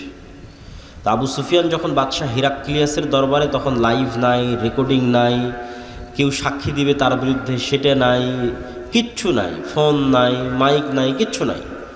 আবু সুফিয়ান চাইলেই মিথ্যা বলতে পারত, কিন্তু আবু সুফিয়ানেরা মিথ্যা বলাটা জানতো না। তো মিথ্যা না বললেই মানুষ নেতা হয়ে যায়। মানে সত্যিকার জন্মগত প্রকৃত নেতা মিথ্যা না বললে অটোমেটিক নেতা হয়ে যাবে, এবং ন্যায় পরায়ণ হলে অটোমেটিক নেতা হয়ে যাবে। এটা হচ্ছে বাই ডিফল্ট নেতা, অটোমেটিক নেতা যদি ন্যায় পরায়ণ হয়। এই নেতৃত্বের গুণ ছিল মুহাম্মদ সাল্লাল্লাহু আলাইহি ওয়াসাল্লামের মধ্যে, এই নেতৃত্বের গুণ ছিল নবীদের মধ্যে, এই নেতৃত্বের গুণ মুসলমানদের। কিন্তু যখন ইউরোপীয় উপনিবেশের মাধ্যমে শুধু ভারত, পাকিস্তান, বাংলাদেশ না, এই আফ্রিকাও পর্যন্ত যখন এদের পদানত হয়েছে, তো এদেরকে গোলাম বানিয়ে মিথ্যা বলা, দুর্নীতি করা এবং চুরি করানো শিখানো হয়েছে। কেননা আপনি যখন গোলামি করবেন তখন এটা ছাড়া রাস্তা থাকে না। সারাদিন না খেয়ে আছে, 5 জন মানুষ এখানে সারাদিন না খেয়ে আছে, আমি একটা রুটি নিক্ষেপ করে দিলাম, তো 5 জন ক্ষুধার্ত মানুষ এই রুটিটা নিয়ে কাড়াকাড়ি করবে না? এই রুটিটা পাওয়ার জন্য একজন আরেকজনকে হত্যা করবে না? এটাই হলো গোলামির মাধ্যমে ট্রেনিংটা হয়। যখন আপনি গোলাম হয়ে গেছেন তখন একটা টাকার জন্য মিথ্যা বলবেন, একটা টাকার জন্য আরেকজনকে হত্যা করবেন, একটা টাকার জন্য আরেকজনকে ধোঁকা দিবেন। এই কালচারটা গোলামির মধ্যে তৈরি হয়। বানু ইসরাইলদের ইতিহাস পবিত্র কোরআনে এত বেশি কেন দেওয়া আছে? বানু ইসরাইলের ইতিহাস পবিত্র কোরআনে এই জন্য এত বেশি দেওয়া আছে যে বানু ইসরাইলরা এত বিশাল বিশাল নেয়ামত পাওয়ার পরেও কিভাবে মুনাফিকি করছিল, কিভাবে ধোঁকা দিচ্ছিল, কিভাবে 2 নাম্বারি করছিল, সেগুলো তুলে ধরা আছে। তো এগুলো ওদের রক্তের মধ্যে মিশে গেছিল ফেরাউনের কয়েকশো বছর গোলামি করার কারণে। আর এই কারণেই মুসা আলাইহিস সালাতু ওয়াস সালামকে আল্লাহ ফেরাউনের বাড়িতে মানুষ করেছে। কেননা মুসা যদি আর 10টা বানু ইসরায়েলের সাথে মানুষ হতো, তাহলে আর 10টা বানু ইসরায়েলকে খাওয়ার জন্য মিথ্যা বলতে হয়, চাকরির জন্য মিথ্যা বলতে হয়, একটা রুটির জন্য দুর্নীতি করতে হয়। তাহলে মুসা আলাইহিস সালাম ওদের সাথে থাকতে থাকতে ওই গোলামির নেচারগুলো না রক্তের মধ্যে ঢুকে যেত, বিকজ তার জাতি হচ্ছে গোলাম, বানু ইসরায়েলরা গোলাম। তো মুসা আলাইহিস সালামের মধ্যে যেন গোলামির স্বভাব না ঢুকে, এই জন্য বাদশার বাড়িতে মানুষ করা হয়েছে, যেন জন্মগত সত্য বলা, জন্মগত ন্যায়পরায়ণ হওয়া যেন ভিতরে থেকে যায়, নষ্ট যেন না হয়। তো আফগানিস্তানে কেউ বাহির থেকে এসে টিকতে পারেনি কেন? বেশিরভাগ আফগানিদের জন্মগত সত্য বলা এবং জন্মগত ন্যায়পরায়ণ হওয়ার স্বভাবটাকে ধ্বংস করতে পারেনি। এই জন্য কেউ আফগানিস্তানে এসে সেভাবে বেশি দিন টিকতে পারেনি। আর যেই জাতিরই আপনি জন্মগত সত্য বলা এবং জন্মগত ন্যায়পরায়ণ হওয়ার স্বভাব ধ্বংস করে দিয়েছেন, আগের 16 বছরের যারা ছিল তারা যেমন বিক্রি হয়ে গেছে, এখন যারা আছে তারাও পাল্লা দিচ্ছে কে কার কাছে বিক্রি হয়ে যাবে, কে আমেরিকার কাছে বিক্রি হবে আর কে ভারতের কাছে বিক্রি হবে। কেন? স্বভাব রক্তের মধ্যে গোলামি, অতএব টাকার কাছে বিক্রি হতে হবে। এখানে আপনি কল্যাণকর যতক্ষণ এই 2টা মৌলিক নেতৃত্বের মূলনীতি ঠিক না হবে। আল্লামা ইকবাল বলেছেন, सबक फिर से पढ़ सदाकत का, शुजाअत का, আদালত का, लिया जाएगा तुझसे काम, दुनिया की इमामत का। মুসলমানদের মধ্যে নামাজ আদায়কারী মুসলমানের কমতি নাই, মুসলমানদের মধ্যে হাজি মুসলমানের কমতি নাই, দানশীল মুসলমানের কমতি নাই, কিন্তু মিথ্যা বলবে না, সত্য কথা বলবে এবং ন্যায় পরায়ণতার উপর অটল থাকবে, দুর্নীতি করবে না, নিজ দায়িত্বের আমানতের খেয়ানত করবে না। এই রকম মুসলমানেরই অভাব পড়ে গেছে। এই রকম মুসলমান যদি তৈরি হয়ে যায় তো সারা পৃথিবী আবার মুসলমানেরা নেতৃত্ব দিবে। এই বক্তব্য আমি দীর্ঘ গত 1.5-2 বছর দিয়ে এসেছি মুনাফিকের আলামতের উপর, যে বহু মানুষ মুসলমান কিন্তু মুনাফিক। সে হজ করতেছে, মনে করছে আমি হজ করছি, ওমরা করতেছি, দান করতেছি, কিন্তু মুনাফিক। কেননা ঈমান থাকলে কখনো মানুষ মিথ্যা বলতে পারে না। অন্তরে যদি ঈমান থাকে, অন্তরে ঈমান থাকলে মানুষ কখনো অন্যায় করতে পারে না, দুর্নীতি করতে পারে না, যদি অন্তরে ঈমান ঢুকে যায়। এই জন্য এবারের আলোচনার বিষয়বস্তু হচ্ছে ঈমান, আল ঈমান বিল গায়েব। আল ঈমান বিল গায়েবের উপর বই লেখাও সম্পূর্ণ হয়েছে। আল্লাহর পথে যাত্রা নামে আগামী 6-7 নভেম্বর সালাফি কনফারেন্স, মানে 1 সপ্তাহ পরেই আল জামিয়া সালাফিয়া ডাঙ্গিপাড়া পোবা রাজশাহী, পাকিস্তান, ভারত, সৌদি আরব, বাংলাদেশের বড় বড় আলেম ওলামারা থাকবে। 2 দিনব্যাপী সম্মেলন। আপনারা যাবেন তো ইনশাআল্লাহ? দাওয়াত থাকলো আপনাদের, আল্লাহ কবুল করুক। তো সেখানে প্রকাশ পাবে আর কি বইটা। তো সেখান থেকেই ধীরে ধীরে টুকটাক আলোচনা নিয়ে আসার চেষ্টা করতেছি। এখন আলোচনা সেভাবে সাজানো গুছানো হয়ে ওঠেনি, যে একদম একদিক থেকে সাজানো গুছানো বলতেই থাকবে এরকম হয়নি। তবে সারমর্ম কথা যতটুকু পারি ততটুকু বলি। ঈমান বিল গায়েব, ঈমান নাই মুসলমানদের। মুসলমানদের ঈমান বিল গায়েব নাই, এটা আরও ভালো বুঝলাম কখন? সরকার পড়ে যাওয়ার পর যখন ইসলামী ঘরানার অসংখ্য দল মত মতাদর্শ সবার সাথে উঠা বসা করার আল্লাহ সুযোগ দিল, এবং আলহামদুলিল্লাহ এখনও সেই সুযোগটা আছে। সবার সাথে একটা ভালো সম্পর্ক, সুসম্পর্কের ভিত্তিতে যাতায়াত আছে, যাওয়া আসা হয়। তো এই যাতায়াতের ভিত্তিতে আমি আর একটা নতুন জিনিস শিখলাম, যেটা হয়তো আমারও ছিল না, আমার ধারণা। আমি এটা শিখলাম যে আমরা যারা মুসলমান হয়তো দ্বীনের দাওয়াত দিচ্ছি, হয়তো মসজিদ মাদ্রাসা গড়ে তুলতেছি, হয়তো ইসলামী দল পরিচালনা করতেছি, আমাদের এখনও পরিপূর্ণরূপে ঈমান বিল গায়েব অর্জিত হয়নি, অদৃশ্যের উপর বিশ্বাস মজবুত হয়নি যেভাবে সাহাবীদের ছিল। এই 6টা বিশ্বাসের কথা সবাই জানেন। তো ওইটা মুখে বললে কোনো সমস্যা নাই, যে আশহাদু আল্লা ইলাহা ইল্লাল্লাহ আশহাদু আন্না মুহাম্মাদুর রাসূলুল্লাহ, কিন্তু এই 6টার কাজ মুখে বলার সাথে নয়। এই 6টার কাজ কিসের সাথে? অন্তরের সাথে। কিন্তু আমরা এই 6টাও মুখে বলে শেষ করে দিয়েছি, যে আল্লাহর উপর ঈমান আনলাম, ফেরেশতাদের উপর ঈমান আনলাম, নবী রাসূল কিতাবের উপর ঈমান আনলাম, তাকদীরের উপর ঈমান আনলাম, পরকালের উপর ঈমান আনলাম। মুখ পর্যন্তই শেষ। কেউ আর বাস্তবে কোনোদিন অন্তর দিয়ে সত্যিকারভাবে বিশ্বাস করলো না যে আল্লাহ কে, আল্লাহর শক্তি কি, আর ফেরেশতা কে, ফেরেশতা কোথায় থাকে, কি করে, ফেরেশতা আসলেই আছে কিনা পৃথিবীতে, আর পরকাল পুনরুত্থান, মরার পরে কীভাবেই বা পরকাল পুনরুত্থান হবে। ফলত বললাম মুখে এই কথাগুলো, কিন্তু জীবন চলতে থাকলো দুনিয়ামুখী, বস্তুবাদী। আমরা আমাদের অসংখ্য জীবনের অসংখ্য সিদ্ধান্ত দুনিয়াকে সামনে রেখে নিই, দুনিয়াকে কেন্দ্র করে নিই, বস্তুকে কেন্দ্র করে নিই। কখনো অদৃশ্যের উপর বিশ্বাসকে কেন্দ্র করে আমরা সিদ্ধান্ত নেই না, কেননা আমাদের দরকার ইমিডিয়েট রেজাল্ট, এখনই রেজাল্ট দরকার। অতএব এখন এটা ছাড়া আর তো কোনো ওয়ে নাই। তো ব্যক্তিগত জীবনে অসংখ্য উদাহরণ দেওয়া সম্ভব, আমরা জাতীয় জীবনেরই কিছু উদাহরণ দিই। যে ঈমান বিল গায়েব দুর্বল এবং ঈমান বিল গায়েব সম্পর্কে জ্ঞান অর্জন করা প্রয়োজন কেন? মুসা আলাইহিস সালাতু ওয়াস সালাম ফেরাউনের মোকাবেলায় যত দুর্বল ছিলেন, আজকের ফিলিস্তিনের গাজার মুসলমানেরা ইসরায়েলের মোকাবেলায় অত দুর্বল নয়। আবারও বলি, আজকের ফিলিস্তিনের গাজার মুসলমানেরা দুনিয়াবী শক্তির দিক থেকে আজকের ইসরায়েলের কাছে যত দুর্বল, তার চেয়ে শত গুণে বেশি দুর্বল ছিলেন দুনিয়াবী শক্তির দিক দিয়ে নবী মুসা ফেরাউনের দুনিয়াবী শক্তির সামনে। একটা পয়েন্ট গেল। পয়েন্ট নাম্বার 2, আল্লাহর নবী মুহাম্মদ সাল্লাল্লাহু আলাইহি ওয়াসাল্লাম তার সাহাবী আবু বকর, ওমর, ওসমান, আলী রাদিয়াল্লাহু তাআলা আনহুম, পরবর্তীতে যারা উমাইয়া খেলাফতের সময় বিভিন্ন দেশ বিজয় করেছে, মোহাম্মদ বিন কাসেম হোক, কোতাইবা বিন মুসলিম হোক, তারেক বিন জিয়াদ হোক, আর খালিদ বিন ওয়ালিদ, আর আমর ইবনে আল-আস হোক, যেই হোক না কেন, তাদের দুনিয়াবী শক্তি তৎকালীন বিশ্বের রোমান এবং পারস্যের তুলনায়, আমি আবারও বলি, মুহাম্মদ সাল্লাল্লাহু আলাইহি ওয়াসাল্লামের দুনিয়াবী শক্তি, আবু বকর, ওমর, ওসমান, আলীর দুনিয়াবী শক্তি, খালিদ বিন ওয়ালিদ, আমর ইবনে আল-আসের দুনিয়াবী শক্তি, তারেক বিন জিয়াদ, মোহাম্মদ বিন কাসেমের দুনিয়াবী শক্তি তৎকালীন বিশ্বের রোমান এবং পারস্যের দুনিয়াবী শক্তির তুলনায় যেই মাপে ছিল, তার চাইতে আজকের সমগ্র বিশ্বের 57টা মুসলিম দেশের দুনিয়াবী শক্তি আমেরিকা এবং ইসরায়েলের তুলনায় অনেক বেশি পরিমাণে দুনিয়াবী শক্তির অধিকারী হচ্ছে বর্তমান যুগের 57টা দেশের মুসলিম দেশের মুসলমানেরা। ওই যুগের তুলনায়, সাহাবীদের যুগে রোমান এবং পারস্যদের দুনিয়াবী শক্তির তুলনায় তাদের যে দুর্বলতা ছিল, সেটার তুলনায় এই যুগের মুসলমানেরা বেশি শক্তিশালী। তাহলে এই যুগের মুসলমানরা মাজলুম কেন? বিজয় নাই কেন? বিজয় তাদের কাছে ধরা দিচ্ছে না কেন?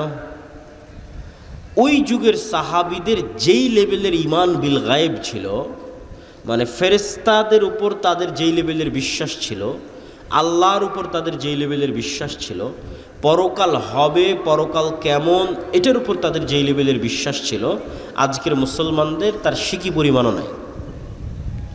ফলত দুনিয়াবী শক্তি যত বেশি থাক, কোনো কাজের কাজ হবে না, হচ্ছেও না।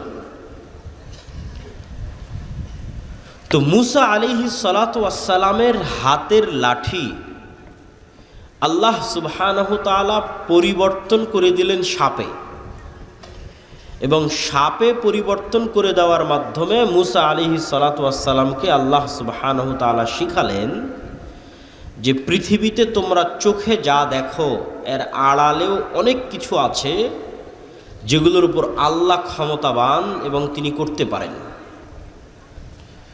আর এটা এমনি হাতের লাঠি নয়, এটা মুসা আলাইহিস সালাম দীর্ঘদিন থেকে ব্যবহার করতেন সেই হাতের লাঠি।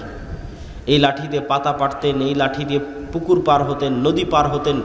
সেই লাঠিকে আল্লাহ সাপ বানিয়ে দিয়েছেন, এবং জাদুর সাপ নয়, চোখের ভেলকির সাপ নয়, একদম তরতাজা জ্যান্ত সাপ। ঠিক যেভাবে পুকুরের নদীতে আস্ত আল্লাহর সৃষ্টি যে সাপ আছে সেই সাপ। জাদুকরেরা সিজদায় পড়ে গেছিল এই কারণেই, জাদুকরদের দড়িও সাপ হয়ে গেছিল, কিন্তু ওই সাপগুলো ছিল জাদুর সাপ, চোখের ভেলকির সাপ। আর মুসা আলাইহিস সালামের সাপ ছিল আস্ত সাপ, ওগুলো সবকে খেয়ে নিয়েছে।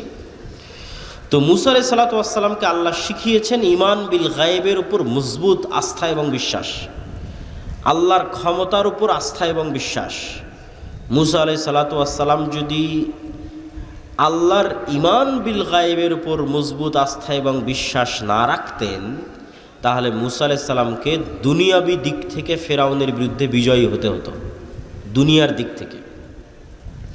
আর দুনিয়ার দিক থেকে বিজয় হওয়ার জন্য মুসা আলাইহিস সালাতু ওয়াস সালামের কাছে কোনো রাস্তা থাকতো না কম্প্রোমাইজ ছাড়া। কেননা মুসা আলাইহিস সালাতু ওয়াস সালামের তো কোনো দুনিয়াবি শক্তি নাই, অতএব তাকে কম্প্রোমাইজ করতে হবে। তো আজকের মুসলমানেরাও মনে করে নিয়েছে যে আমাকে এখনই সফল হতে হবে, অতএব এখনই সফল হওয়ার জন্য, কেন ঈমান বিল গায়ব নাই, ফেরেশতার অস্তিত্বে, পরকালের অস্তিত্বে, আল্লাহর অস্তিত্বে এবং শক্তি ক্ষমতায় বিশ্বাস নাই। অতএব এখনই যদি আমি সফল হতে চাই, তাহলে দুনিয়াবি যে রাস্তাগুলো আছে এই রাস্তাগুলোই আমাকে অবলম্বন করতে হবে। আর দুনিয়াবি রাস্তায় যদি অবলম্বন করতে চাই, কেন ঈমান বিল গায়ব আমার দুর্বল, নিচে, তো দুনিয়াবি রাস্তায় যদি অবলম্বন করতে চাই, তাহলে মন্দির পাহারা দিতে না গেলে তো ভোট পাওয়া যাবে না। অতএব আমাকে এই রাস্তা অবলম্বন করতে হবে। যদি এর চাইতেও কোনো খারাপ রাস্তা অবলম্বন করা লাগে, তাহলে সেটাও করা যেতে পারে, মানে করা হতে পারে। কেননা আমার মাথায় আছে যে দুনিয়াবি লজিকেই একমাত্র সফলতা সম্ভব। গায়েবের সহযোগিতা বলে কিছু আছে, ঈমান বিল গায়েব, ফেরেশতার অস্তিত্ব বলে কিছু আছে, পরকালমুখী সিদ্ধান্ত বলে কিছু আছে, এটা আমাদের ব্রেন থেকে আউট হয়ে গেছে। এটা শুধু আমি জাতীয় জীবনে বলতেছি না, বাস্তব জীবনে, আপনাদের ব্যক্তিগত জীবনে, আপনাদের পারিবারিক জীবনে সেম অবস্থা। তো আজকে আমরা ঈমান বিল গায়েবের একটা অংশের উপর আলোচনা করব, আল ঈমান বিল মালাইকা, ফেরেশতাদের উপর বিশ্বাস। ফেরেশতারা কিসের তৈরি বলেন তো? নূরের তৈরি। নূর হচ্ছে এক প্রকারের আলো, কিন্তু এই আলো নয়, সূর্যের আলো নয়, বিদ্যুতের লাইটের আলো নয়, কিন্তু এক প্রকারের আলো, যে আলো পৃথিবীতে আছে কিন্তু চোখে দেখা যায় না। তো আপনি বলবেন পৃথিবীতে আলো আছে চোখে দেখা যায় না, এটা আবার কোন আলো? তা আপনি যখন রিমোট দিয়ে এসি অন করতেছেন, তো রিমোট থেকে আলো বের হয়ে এসিতে গিয়ে লাগতেছে, ওই আলো কোথায় আপনি চোখে দেখলেন? তখন এসি বন্ধ হয়ে যাচ্ছে। আবার যখন চাপ দিচ্ছেন আবার এসি অন হয়ে যাচ্ছে, এটা আলোর কানেকশনে অন অফ হয়ে যাচ্ছে। এবার ইনফ্রারেড লাইট, এটা মেশিন দিয়ে ধরা যাচ্ছে কিন্তু চোখে দেখা যায় না। ওই যে লাইভ চলতেছে, ক্যামেরা, কম্পিউটার, মোবাইল, এগুলো সব আলো। আমার কথা আলোর ওয়েভের মধ্যে ভেসে, আপনি যখন ফোনে কথা বলতেছেন, রাত দিন ফোন ব্যবহার করতেছেন, ফোনে কথা বলছেন, ঢাকা কথা বলছেন, আমেরিকা, লন্ডন, ইউরোপ, সাথে সাথে আপনার কথা ইউরোপে চলে যাচ্ছে। ওইটা আলোর ওয়েভের মধ্যে দিয়ে ভেসে ইউরোপ চলে যাচ্ছে। কিন্তু দুঃখজনক হলেও সত্য যে আপনি রাত দিন ইউরোপ আমেরিকায় কথা বলতেছেন, আপনার কথা ইউরোপ আমেরিকার সাথে সাথে চলেও যাচ্ছে। রাত দিন লাইভ দেখতেছেন, হ্যাঁ গাজায় এটা হচ্ছে, সাথে সাথে লাইভ দেখেন। আজকে মিরপুরে এটা চলে যাচ্ছে, সাথে সাথে লাইভ আপনি দেখতে পাচ্ছেন মেশিনের মাধ্যমে। কিন্তু ঠিকই আবার আপনার এটার ঈমান নাই যে আপনার কথা এখন সাথে সাথে আমেরিকা, লন্ডনে শোনা গেলেও, আমেরিকা, লন্ডনের মানুষ বসে শুনতে পারলেও, আর আমেরিকা, লন্ডনের কথা আমি এখন সাথে সাথে বসে শুনতে পারলেও, আমার এখনকার কথা আল্লাহ শুনছে না? শুনছে না? সেটার বিশ্বাস নাই। অথচ যেটা ব্যবহার করে কথা বলতেছে ওই ওয়েভ আল্লাহর তৈরি, যেটার মধ্যে দিয়ে কথা পাস হয়ে যাচ্ছে মোবাইলের মধ্যে, মোবাইল থেকে নেটওয়ার্কের মধ্যে, টাওয়ারের মধ্যে, সেখান থেকে আবার আমেরিকা চলে যাচ্ছে, এই যেটার মধ্যে দিয়ে পাস হচ্ছে এটা আল্লাহর তৈরি। তো এটার মধ্যে দিয়ে পাস হয়ে আমি মানুষের কথা শুনে নিচ্ছি, কিন্তু আল্লাহ আমার কথা শুনতেছে না। শুধু যেটা রেকর্ড হয়ে যাচ্ছে সেটা নিয়ে হয়তো আপনি চিন্তা করতেছেন। তা আমি লাইভ দেখতে পাচ্ছি, কিন্তু আল্লাহ সুবহানাহু ওয়া তাআলা আমাকে দেখতে পাচ্ছেন না, বা আমি হয়তো কোনো কিছু গোপনে করে ফেলে দিচ্ছি, এটা অসম্ভব। এই পৃথিবীকে এমনভাবে সেট করা আছে, এই পৃথিবীর কোনো কিছুই, অন্তত আজকের বিজ্ঞানের আলোকে, এগুলোই আল্লাহ ব্যবহার করবেন, এগুলোই আল্লাহ করছেন, এটা কখনই নয়। কেন আল্লাহ সুবহানাহু ওয়া তাআলা এগুলোর মুখাপেক্ষী নয়। কিন্তু এইটা দিয়েই যদি এত দূর হওয়া সম্ভব, তাহলে আল্লাহর ক্ষমতা এবং শক্তি দিয়ে কত দূর হওয়া সম্ভব, সেটা বোঝানোর জন্য বলতেছি। যে আমরা আজকে যে পৃথিবীতে বসবাস করতেছি, বিজ্ঞান বলে এই পৃথিবীতে আমাদের কোনো কথাও গোপন নয়, আমাদের কোনো কাজও গোপন নয়। সেটা আমরা যতই গোপন করার চেষ্টা করি, এগুলো সব সেভ হয়ে আছে। আমি অন্তত দুইটা উদাহরণ দিই, যে কাফা বিনাফসিকাল ইয়াউমা আলাইকা হাসিবা, তোমার হিসাব নেওয়ার জন্য আজকে তুমিই যথেষ্ট, এটা কোরআনের আয়াত। তো আমার হিসাব নেওয়ার জন্য আমি যথেষ্ট, কিভাবে আল্লাহ সুবহানাহু ওয়া তাআলা সেট আপ করে রেখেছেন যে আমার হিসাবের জন্য আমি যথেষ্ট। দুটো উদাহরণ দেখেন।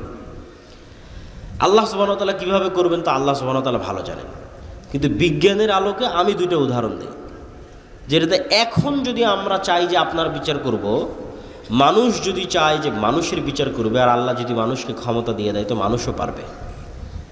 সেটা কি? বেশি না, একটু ছোট্ট কল্পনা করেন যে আমার এই কথা আলোর মধ্যে দিয়ে আমেরিকা চলে যাচ্ছে, ওয়েভের মধ্যে দিয়ে, ওইটা দিয়ে আমরা লাইভ দেখতেছি, ওইটার উপরে ইন্টারনেট টিকে আছে। তো এই যে আলোর যে একটা গতি, আলো অন করেন, অফ করার পর অন করেন, ওখান থেকে আসতে একটু হলেও সময় লাগে।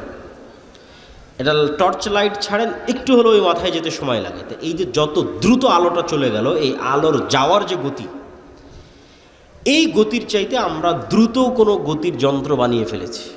কল্পনা করেন যে আমরা এমন একটা যন্ত্র বানিয়ে ফেলেছি যে যন্ত্র আলোর চেয়ে জোরে যায়। তারপরে আলোর গতিতে 30 বছর চললে যত দূরে যাওয়া সম্ভব, আমরা ওর চেয়ে জোরে তত দূরে পৌঁছে গেছি। মানে একটা গাড়ি 100 কিলোমিটার গতিতে চললে যত দূর যায়, আমি বিমান দিয়ে তার আগে ওখানে বসে আছি, তার আগে ওখানেই চলে গেছি বিমান দিয়ে। তাহলে এখন আলো 30 বছর চললে যত দূর যাবে, আমি তার চেয়ে দ্রুত গতির কোনো যন্ত্র দিয়ে তার আগে চলে গেছি। গিয়ে ওই 30 বছর আগে গিয়ে, তথা 30 বছরের দূরত্বের পথে গিয়ে আপনি কল্পনা করেন যে মোবাইলের মতো একটা যন্ত্র আপনি বানিয়ে ফেলেছেন, শক্তিশালী একটা দূরবীন বানিয়ে ফেলেছেন, দিয়ে যদি পৃথিবীর দিকে তাক করেন, তাহলে 30 বছর আগে আপনি এই পৃথিবীতে যা যা করছিলেন তা লাইভ আপনি দেখতে পাবেন। কেন? ওইটা আলোর মধ্যে ভেসে ভেসে যাচ্ছিল, যেমন লাইভের মধ্যে, মোবাইলের মধ্যে ভেসে যাচ্ছে। এখন খুব দ্রুত আলো যাচ্ছে, এই জন্য আমি বুঝতে পারতেছি না, সাথে সাথেই চলে যাচ্ছে। তো এখানে এই আলোকের চাইতে আমরা দ্রুত 30 বছর আগে চলে যাব, 30 বছরের দূরত্বের পথ চলে যাব। তাহলে 30 বছর আগে আমি আবদুল্লাহ রাজশাহীর নওদাপাড়ায় অথবা রাজশাহীর ডাঙ্গিপাড়ায় হাঁটছিলাম, খেলছিলাম, ঘুরছিলাম, আমার ওই হাঁটা খেলার দৃশ্য আমি দেখতে পাবো, আমার চোখে দেখতে পাবো, যে ওই যে আমি হাঁটতেছি, খেলতেছি, ঘুরতেছি। 1400 বছর আগের যদি এরকম আলোর সফর করা যায়, তাহলে বদরের যুদ্ধ লাইভ দেখা যাবে। অসম্ভব নয়, বাস্তব, সত্য। মুহাম্মদ সাল্লাল্লাহু আলাইহি ওয়াসাল্লামের পুরো জীবনী দূরবীন দিয়ে লাইভ দেখা যাবে। হ্যাঁ, কিন্তু মানুষ আলোর চেয়ে গতি অর্জন করতে পারবে না, যেতেও পারবে না, দেখতেও পারবে না, সেটা ভিন্ন কথা। কিন্তু আপনার একটা কাজও হারিয়ে যায়নি, সব আছে, সেভ হয়ে আছে আলোর মধ্যে, আর আপনার সব কথা আপনি শুনতে পাবেন। তো কাফা বিনাফসিকাল ইয়াউমা আলাইকা হাসিবা, আপনার নিজের বিচার করার জন্য তো আপনি যথেষ্ট। এবার আরেকটা বলি যে আপনার নিজের বিচার করার জন্য আপনি যথেষ্ট, সেটা কি? আপনার মোবাইলের মেমোরি কার্ড, অনলাইনের ডাটা, এগুলো সবাই খুব ভালোভাবে জানেন যে অনলাইনের কোনো ডাটা হারায় না। কোথায় ফেসবুকে যদি কোনো কমেন্ট করে থাকেন ওটা থাকে, কোথাও যদি ফেসবুকে মেসেজ দিয়ে থাকেন ওটা থাকে, কোনো লাইভ করে থাকেন সেটা থাকে, ফেসবুক কর্তৃপক্ষের কাছে থাকে, আপনি রাখলে থাকে। অনলাইনে কোনো টাকা ট্রান্সফার হলে সেটা হারায় না, সেটা থাকে। এগুলো কোনো কিছু হারায় না, মেমোরি কার্ডের মতো, ডাটা সেন্টারের মতো সেভ হয়ে থাকে। তো আমরা যে আমাদের শরীরের সাথে এগুলো সব কম্পিউটার ক্যামেরার চাইতে ভয়ঙ্কর কিছু বহন করে নিয়ে বেড়াচ্ছি, সেটা হচ্ছে আমাদের মাথা। সবগুলোর সাথে ভয়ঙ্কর। এরা যেমন ক্যামেরা দিয়ে আমাকে ভিডিও করতেছে, করার পর এটা চিপস বের করে কম্পিউটারে দিবে, তাই না? সেখানে এটা সেভ হবে। তো আমার এটা ক্যামেরা, আমি এটাতে যা যা দেখতেছি সব এখানে সেভ হচ্ছে, আমার মেমোরিতে সেভ হচ্ছে। আমি যা যা দেখতেছি আমার মেমোরিতে সেভ হচ্ছে, আমি যা যা শুনতেছি সব আমার মেমোরিতে সেভ হচ্ছে, আমার মেমোরিতে। এখন ইলন মাস্ক বলতেছে যে সে মানুষের ব্রেনের সাথে ইন্টারনেট কানেক্ট করার প্রযুক্তি নিয়ে আসার চেষ্টা করতেছে, যাতে মানুষের ব্রেনের ডাটা অটোমেটিক ট্রান্সফার করা যায়। তাহলে কয়দিন পর তো আপনি আপনার ব্রেনের ডাটা ট্রান্সফার করে আপনিই দেখতে পাবেন যে আপনি মোবাইলে কি দেখছিলেন, আপনার ব্রেনে সেভ হয়ে আছে কি দেখছিলেন, কেন এই ক্যামেরা দিয়ে গেছে এখানে সেভ হয়েছে। আপনি কান দিয়ে কি শুনছিলেন এখানে সেভ হয়ে আছে। কিন্তু মোবাইলের এদের ক্যামেরায় যে পরিমাণ জিবি ধারণ করা সম্ভব, তার সাথে হাজার লক্ষ কোটি গুণ জিবি এখানে ধারণ করা সম্ভব। 500 বছর যদি মানুষের ব্রেন কাজ করে, তাহলে 500 বছর যা যা দেখবে সব এই ব্রেনে সেভ থাকবে। এরকম পাওয়ারফুল মানুষের ব্রেন, এবং 500 বছরে যা যা শুনবে সব এখানে সেভ থাকবে। তো কাফা বিনাফসিকা আলিয়াউমা আলাইকা হাসিবা, আজকে তোমার বিচারের জন্য তুমি যথেষ্ট, সব তো তোমার ব্রেনেই সেভ হয়ে আছে। এটা শুধু ডাটা ট্রান্সফার করা লাগবে, যেহেতু কয়েকদিন পর মানুষই করে ফেলতেছে। আমি আল্লাহর কথাই যাচ্ছি না, আল্লাহ সুবহানাহু ওয়া তাআলা কীভাবে মানুষকে ধরবে সেটা আল্লাহ সুবহানাহু ওয়া তাআলা জানেন। তো যখনই আপনি পরকালকে অতীত ধরে নেবেন, তখন আপনার সব সিদ্ধান্ত দেখবেন সঠিক সিদ্ধান্ত নিচ্ছেন, বিজয় দ্রুত আসতেছে। আর যখন ধরে নেবেন না এই দুনিয়ায় সব কিছু, দুনিয়া দিয়ে আমার সব কিছু করে শেষ করতে হবে, তাহলে আর এই ইসলামের বিজয়ও আপনার হাত দিয়ে সম্ভব নয়, আর আপনার বাস্তব জীবনেও আপনি সাকসেসফুল হতে পারবেন না।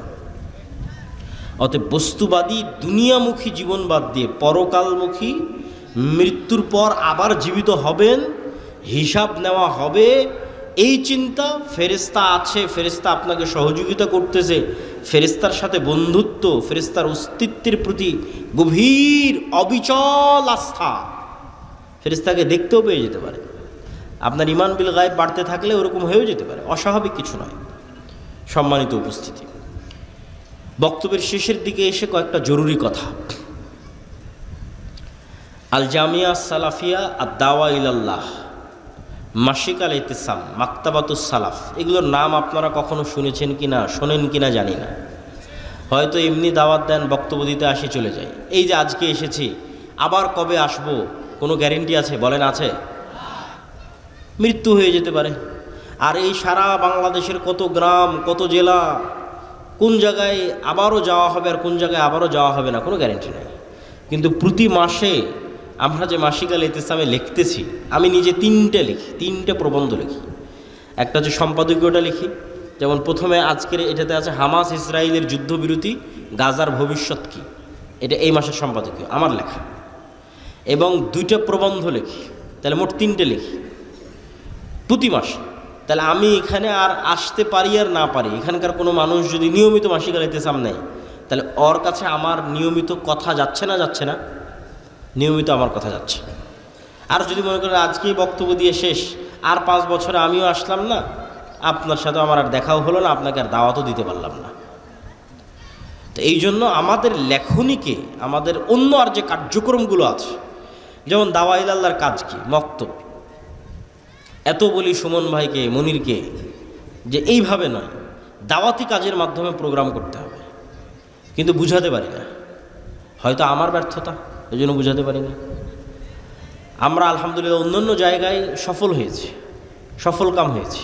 আমাদের গাইবান্ধা জেলায় মক্তব চলতেছে, আরও বহু জেলায়, সারা বাংলাদেশে 600 মক্তব ট্রেনিং প্রাপ্ত মানে এই সমস্ত 600 মক্তবের শিক্ষকেরা জামিয়া সালাফে ডাঙ্গিপাড়াতে ফ্রি থাকা, খাওয়া এবং যাতায়াত খরচ, এবং ওই 600টা মক্তবের ছাত্রের ফ্রি বই, ছাত্রছাত্রীর কতগুলো জিনিস একটা আর একটার সাথে যুক্ত হলো, 600। এই 600টা মক্তবের ক্ষেত্রে এই সবগুলো জিনিস ঘটেছে। মানে 600 মক্তবের ইমাম জামিয়া সালাফিতে এসেছে, 7 দিন ব্যাপী ট্রেনিং নিয়েছে, থেকেছে, তাদের থাকা খাওয়া খরচ, যারা ট্রেনিং দিয়েছে তাদের বেতন, তাদের যাতায়াত খরচ, আবার ওই মক্তবের ছাত্রছাত্রীর বই, সবগুলো আর দাওয়া ইলাল্লাহর পক্ষ থেকে বহন করা হয়েছে। এবছর আমরা দাওয়া ইলাল্লাহর জাতীয় মক্তব প্রতিযোগিতাকে টিভি চ্যানেলে নিয়ে যাচ্ছি। এইটার পিছনে খরচ আছে প্রায় 50 লক্ষ টাকার কাছাকাছি। টিভি চ্যানেলের সময় কেনা থেকে শুরু করে সম্পূর্ণ প্রজেক্টটা বাস্তবায়ন করা। আপনাদের ছেলেমেয়েরাই টিভিতে যাবে এবং কথা বলবে, তাদের জ্ঞানকে ছড়িয়ে দেবে। তাহলে এই যে একটা প্রসেসের সাথে যদি আপনারা যুক্ত হন, এটা স্থায়ী দাওয়াত। আমি সেখানে যাই আর না যাই, আমার ট্রেনিংপ্রাপ্ত শিক্ষক ওখানে কোরআন শিখাচ্ছে, এটা চিন্তা করলেই মন ভালো হয়ে যায়, চিন্তা করলেই মন ভালো হয়। আর যখন মনে করি আমি এখানে আসলাম, ফাও আজকে বের হয়ে গেলাম, এখানে একটা বক্তব্য চালু করতে পারলাম না, তখন মনে হয় যে না, আমার এই দাওয়াতি সফরটার কল্যাণকর হলো না, সাদাকায় জারিয়াটা স্থায়ী হলো না। 2 ঘন্টা চিৎকার করলাম, মানুষ তো এখন ভুলে যাবে। আর যদি না, এখানে এই শিবগঞ্জ কানসাট অঞ্চলে আমার 10টা-50টা মক্তব চলে, তাহলে আমার মনে হবে যে না, ওই 10টা-50টা মক্তবে যে বাচ্চা কোরআন শিখতেছে, ওর সাদাকায় জারিয়ার নাকি আমিও পাবো। কেন সেগুলোর আমরা খোঁজ খবর রাখতেছি, প্রতিযোগিতা আয়োজন করতেছি, তদারকি করতেছি। তো ঠিক তেমনি আমাদের আরও লেখনির যে বিষয়গুলো আছে, শায়েখ আব্দুর রাজ্জাক বিন ইউসুফের যে বইগুলো আছে, আমাদের ছাত্ররা একটা পত্রিকা বের করে, কিশলয়, এটা ছাত্রদের, এর এই যে প্রচ্ছদ ডিজাইন, এটাও ছাত্রদের করা, এর ভিতরের যে লেখার যে ডিজাইন, এটাও ছাত্রদের করা। এটা কোনো স্টাফ, বেতনভুক্ত কোনো স্টাফ দিয়ে করা নয়, ছাত্ররাই করে। তো এগুলো যদি আপনারা না দেখেন, না শোনেন, শায়েখ আব্দুর রাজ্জাক বিন ইউসুফের সালাতের বই, দোয়ার বই, আমাদের মিন্নাতুল বাড়ি, এগুলো আপনাদের মূল্যায়ন করতে হবে। 3 নম্বর যে বিষয়টা, সেটি হচ্ছে সমাজ থেকে অন্যায়কে উৎখাত করার আরেকটা বড় অন্যায় হচ্ছে সুদ। সমাজ থেকে যে সমস্ত অন্যায়কে উৎখাত করা উচিত বলে মনে হয়, তার মধ্যে আরেকটা বড় অন্যায় কি বলেন তো? সুদ। কেন সুদ বড় অন্যায়? সুদ মানুষকে গোলাম বানায়। ফেরাউন বানু ইসরাইলদেরকে যে গোলাম বানাতো না, আপনি ইতিহাস পড়ে দেখেন, ওর গোলাম বানানোর আরেকটা মূলনীতি ছিল সুদ। ওদের সুদি লেনদেনের মাধ্যমে ওদেরকে গোলাম বানিয়ে রাখত। আল্লাহ নবী যখন মদিনায় যায়, তখন মদিনায় সুদি কারবারের সবচেয়ে বড় ব্যবসা ইহুদিদের। তা আল্লাহ নবী খুব ভালোভাবে জানে যে অর্থনীতি যদি কন্ট্রোল না করা যায়, দেশ কন্ট্রোল করা সম্ভব নয়। তাহলে এদের সুদি অর্থনীতির যে বেড়াজাল আছে, এটা ভেঙে চূর্ণ বিচূর্ণ করতে হবে, নাহলে আমি দেশ কন্ট্রোল করতে পারবো না। তো আজকে পৃথিবী এমন একটা সিচুয়েশনে চলে গেছে, কোনো ক্যাশ টাকা নাই। ইংল্যান্ডে আমি 1 বছর থেকে দেখে এসেছি, আমেরিকার লোকজন যারা গেছে তাদের সাথে কথা হয়, ক্যাশ টাকা বলে পৃথিবীতে আর কিছু নাই। মানে প্রত্যেক ক্যাশ টাকার বিপরীতে লোন আছে। এখনও বাংলাদেশে ওই সিচুয়েশন তৈরি হয়নি, এখনও বাংলাদেশে ক্যাশ টাকা আছে। এখন এরকম সিচুয়েশন হয়নি যে আমার পকেটে 1000 টাকা আছে, তাই 1000 টাকার বিপরীতে লোন আছে, এটা না, এখনও হয়নি, এখনও সুযোগ আছে।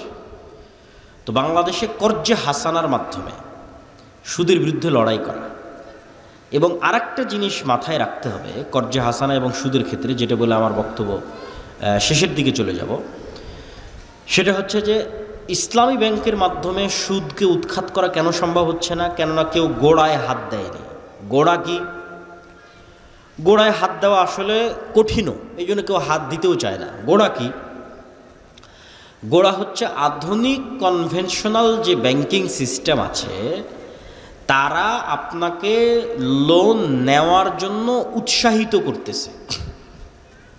যেমন বিকাশের বিজ্ঞপ্তি চলতেছে যে কোনো প্রকার ডকুমেন্টস ছাড়াই শুধু বিকাশ অ্যাকাউন্টের বিপরীতে 50,000 টাকা লোন পাওয়া যাবে। তো ক্রেডিট কার্ড মানুষ ইউজ করুক, এটার জন্য মানুষকে উৎসাহিত করা হচ্ছে, মানুষ লোন নিক, এটার জন্য উৎসাহিত করা হচ্ছে। তাহলে যেখানে লোন নেওয়াকেই উৎসাহিত করা হবে, সেখানে আপনি ওই প্রতিযোগিতার সাথে ইসলামী ব্যাংক প্রতিষ্ঠা করতে পারবেন না। কেননা ইসলামী অর্থনীতির মূল ভিত্তি হচ্ছে লোন বিমুখতা। কেমন লোন বিমুখতা? সুদি লোন নয়, কর্জে হাসানাই নিব। বুঝেন না? বুঝাতে পারলে আমার ব্যর্থতা। সুদি লোন নয়, কর্জে হাসানাই নিব। তো কর্জে হাসানাই যদি আমি নেই, সেটা ফ্রিজ কেনার জন্য নিব, এসি কেনার জন্য নিব, মোটর সাইকেল কেনার জন্য নিব, মোবাইল কেনার জন্য নিব, গায়ের একটা ভালো জামা কেনার জন্য নিব, আজকে হোটেলে ভালো খাবো এটার জন্য নিব, বাড়িতে ছাদ দেবো এটার জন্য নিব, এর প্রমাণে দলিল দেওয়া কঠিন আছে। সুদি ঋণের কথা আমি বলিনি, কর্জে হাসানা নিব, কর্জে হাসানাই নিব, কিন্তু এসি, ফ্রিজ, মোটর সাইকেল, বাড়ির ছাদ, মানে এমন কাজ যা না করলে আমি মরে যাব এরকম নয়। এইরকম কাজের জন্য কর্জে হাসানা নেওয়া যাবে, আর দলিল দেওয়া কঠিন আছে। বিলাসী পণ্য ক্রয়ের জন্য অথবা বিলাসিতার জন্য, মাটির বাড়ি আছে, এটাকে ভেঙে পাকা বাড়ি বানাতে হবে, অন কাইন্ড অফ বিলাসিতা। বিলাসিতার জন্য সুদি লোন বহু পরে, কর্জে হাসানা নেওয়া যাবে কিনা এটা জায়েজ প্রমাণ করা কঠিন আছে। ইসলাম লোন বিমুখ দিন, সবসময় লোন থেকে বাঁচতে বলা হয়েছে। কখন লোন নিবা? যখন অ্যাক্সিডেন্ট করে অপারেশন করতে হবে, টাকা নাই তখন। কখন লোন নিবা? বেটির বিয়ে দিতে পারতেছি না, ছেলে মেয়েকে পড়াশোনা করাতে পারতেছি না, তখন কর্জে হাসানা জায়েজ আছে। তাহলে কর্জে হাসানা দিয়ে আপনি মোটর সাইকেল কিনবেন, এসি কিনবেন, ফ্রিজ কিনবেন, সেটাই প্রমাণ করা কঠিন। শুধু লোন দিয়ে তো বহু দূরের কথা। তাহলে মূলনীতিতেই ভুল। তাহলে কনভেনশনাল ব্যাংক আপনাকে বলছে আসো আমার কাছে লোন নিয়ে তুমি গাড়ি নাও, তাহলে ইসলামী ব্যাংক যদি বলে যে না আমিও ওই একই সার্ভিস দিব, পারবে না, ওইটা তখন ইসলামী ব্যাংক হবে না। ইসলামী ব্যাংক মানেই হচ্ছে না তুমি বিলাসী পণ্যে লোন নিতে পারবে না। ইসলামী অর্থনীতি মানেই তুমি বিলাসী পণ্যে লোন নিতে পারবে, কর্জে হাসানা নিতে পারবে না। তুমি কর্জে হাসানা নিতে পারো বিপদে পড়ে, অথবা ব্যবসার জন্য, হয় ইনভেস্টমেন্ট আর না হয় বিপদে পড়ে কর্জে হাসানা। আর যে অবস্থায় আছো অল্পে তুষ্ট থাকো, ধৈর্য ধারণ করো। ব্যবসায় ইনভেস্ট করার জন্য কর্জে হাসানা নিতে পারে, কিন্তু এসি নিবে এই জন্য কর্জে হাসানা না। অল্পে তুষ্ট থাকো, ফ্যান চলতে চলতে, ফ্যান নাই হাত পাখা দিয়ে বাতাস করে এর উপর তুষ্ট থাকো। নিজের ইনকাম দিয়ে, লোন ছাড়া নিজের ইনকাম দিয়ে যেদিন সামর্থ্য হবে তোমার এসি কেনার, সেদিন কিনবা। তোমার কেনার ফ্যান হবে সেদিন কিনবা। এটা হলো ইসলামের মূলনীতি। তো যাক, আমাদের কর্জে হাসানা একটা কার্যক্রম আমরা শুরু করেছি। এইটাতে যেমন আমরা কর্জে হাসানা দিচ্ছি এবং আমরা ওই সিস্টেমে দিচ্ছি, হয় বিপদগ্রস্ত না হয় ব্যবসায় ইনভেস্ট, এই দুইটা ক্যাটাগরি ছাড়া কর্জে হাসানা নাই। পাশাপাশি যে সমস্ত মানুষ ব্যাংকে টাকা রাখে কিন্তু সেখান থেকে বেনিফিট চায় না, তাদেরকে আমরা উৎসাহিত করতেছি যে আমাদের এই ফান্ডে আপনারা টাকা জমা রাখেন, যেটা আপনি যখন চাইবেন তখন ফেরত নিতে পারবেন। এবং আলহামদুলিল্লাহ অসংখ্য মানুষ এটাতে অংশগ্রহণও করতেছে।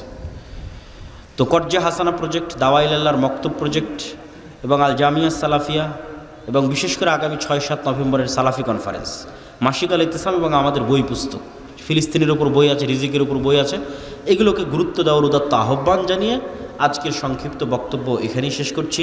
ওয়াখির দাওয়ানা আনিল হামদুলিল্লাহি রাব্বিল আলামিন। বইগুলো স্টেজেই পাওয়া যাবে।